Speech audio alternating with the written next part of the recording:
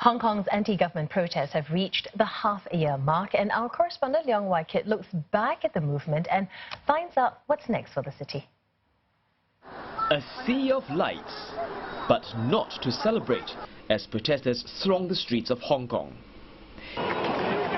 In the last 6 months, these too have become commonplace. With alarming regularity, violence has brought the city to a standstill since June, before tear gas, water cannons and petrol bombs entered the picture.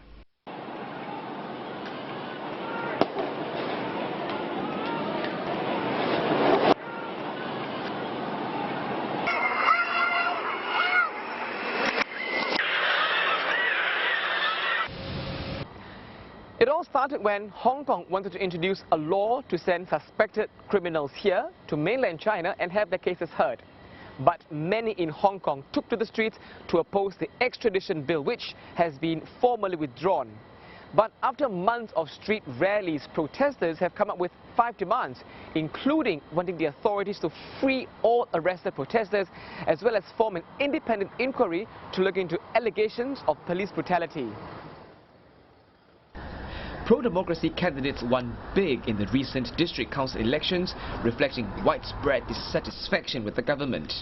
But there's still no end in sight for the protests. I don't think anybody can have the crystal ball to tell you for sure that the violence would simply go away. I don't think so. The truth is, it all depends on the government's responses.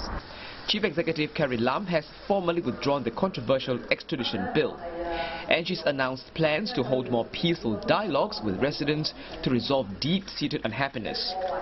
She's also forming a committee to look into the sources of the protests. But these overtures have mostly been rebuffed by the public, suggesting that Hong Kong's wave of civic activism won't die down anytime soon. We're about to see probably another very interesting development in terms of the upcoming Legislative Council election, which is scheduled for September 2020. So there will be lots of political movements. This year is about the extradition law. And I can tell you for sure, in the coming rounds of political controversies, it will be about the national anthem law, about controversies regarding Mennonization policies and initiatives. As the protests rage on, it's claimed several economic casualties, from the retail to the food and tourism sectors. Thousands lost their jobs as restaurants shuttered. And though the current jobless rate in Hong Kong at 2.9% is still low, if the protests continue, a wave of retrenchments could follow. For the labor market, it would be quite costly to just lay off some people and then to re-employ and then retrain another group of new people who do not understand the operation of the business. But in the long run, if they think the return would be quite bad, and they would just cut it off and also really laying off people. Hong Kong's economy is currently in recession for the first time in 10 years, even though some sectors have yet to be hit.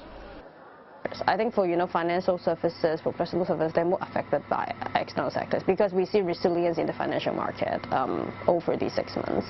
But for more domestic industries like restaurants, food and beverages, retail, then it's more affected by domestic consumption. Of course, it will look at the makeup of Hong Kong's GDP. So tourism, retail sales, they do not make up a large amount of it. So more of it is, logistics, trade, and also professional services. But Dr. Yuan warns investors may start pulling out if Hong Kong remains in recession for the next 2 quarters. The city may have bounced back from crises such as SARS in 2003 and the umbrella movement in 2014. But for the 2019 anti-government protests, will there be such resilience? Leong Wai Kit, CNA, Hong Kong.